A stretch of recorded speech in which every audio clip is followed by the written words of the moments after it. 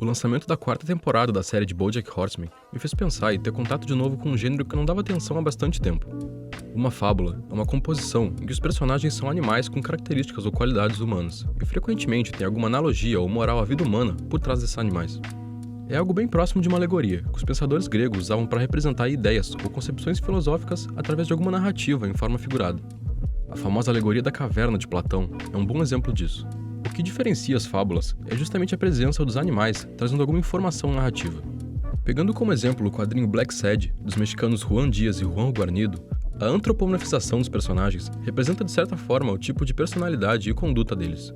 Policiais são representados como cachorros, pessoas envolvidas com algo ilegal são representados como cobras, raposas ou lagartos, e isso acaba se estendendo a traços muito mais sutis e complexos de personalidade. Mas o exemplo com fábulas que mais me tocou até hoje foi outro quadrinho, do polonês Art Spiegelman, chamado Maus. Ele foi o único quadrinho a vencer o prêmio Pulitzer de Literatura e Jornalismo. Sim, jornalismo porque é uma obra meio biográfica sobre o Holocausto na Segunda Guerra Mundial, e é uma história que só poderia ser contada por quadrinhos, e usando animais ao invés de pessoas. O motivo é o que eu quero tentar explicar aqui. Primeiramente, para quem não sabe, Maus é sobre a história real de Wladek Spiegelman. O Wladek é um judeu que sobreviveu ao campo de concentração de Auschwitz durante o Holocausto, e é o pai do autor do quadrinho. A história reveza entre as experiências do Wladek durante o regime nazista e as experiências do próprio autor aprendendo sobre o pai e escrevendo o quadrinho. Esses momentos metalinguísticos do autor falando sobre escrever a própria obra acabam sendo de uma sensibilidade e profundidade enormes.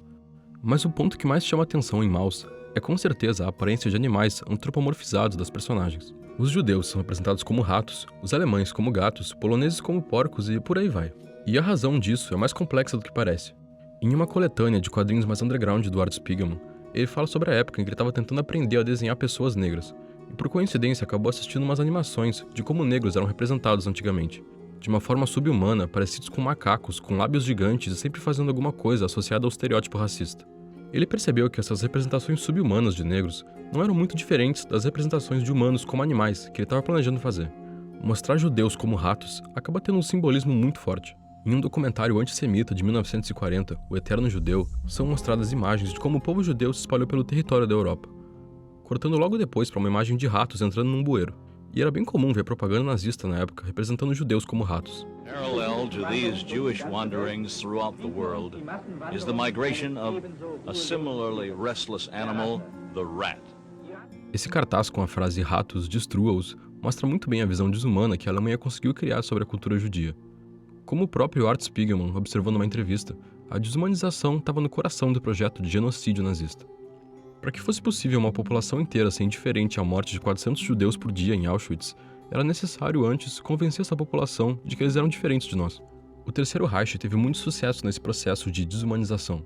Não por acaso, o gás utilizado nas execuções era o Zyklon B, o mesmo usado para matar infestações de ratos ou baratas. A decisão do Spiegelman de escolher ratos e gatos como judeus e alemães acaba sendo de uma genialidade incrível para se representar essa desumanização. Em uma página do quadrinho em que o personagem é fuzilado, o próprio Wladek se surpreende com a forma como o ser humano se debate exatamente da mesma forma que um cachorro para morrer. E era um choque perceber como a vida dele ali não significava muito mais do que isso. Maus chama atenção para um fato que a gente prefere ignorar. Muitas pessoas enxergam o Holocausto e o regime do Terceiro Reich como uma exceção no comportamento humano e uma coisa que não acontece na sociedade hoje em dia. Mas a verdade é que desumanizar a imagem de uma etnia ou religião é uma coisa que acontece com uma facilidade absurda, e é um erro pensar que a gente é superior a isso. Na eleição da Alemanha que acabou de acontecer, 80 deputados de extrema-direita nacionalista ganharam lugar no parlamento, e é a primeira vez que isso acontece há 60 anos, desde o regime nazista. Claro que estão havendo protestos e manifestações contra isso, mas o nacionalismo tem sido uma tendência muito comum pelo mundo. Nos Estados Unidos é bem claro como eles estão ganhando cada vez mais espaço, não só nessa onda recente de neonazismo, mas também na forma de rejeição a imigrantes. E não só imigrantes ilegais, mas qualquer imigrante. We really don't have good numbers on the number of crimes committed by immigrants, illegal and otherwise. Esse é basicamente o pensamento por trás de qualquer processo de desumanização.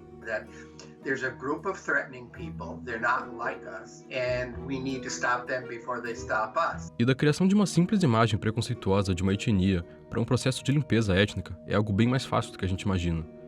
Entender como aconteceu o Holocausto é um exercício de humanidade que todo mundo deveria ter, e a história meio biográfica de Maus é um ótimo começo para isso.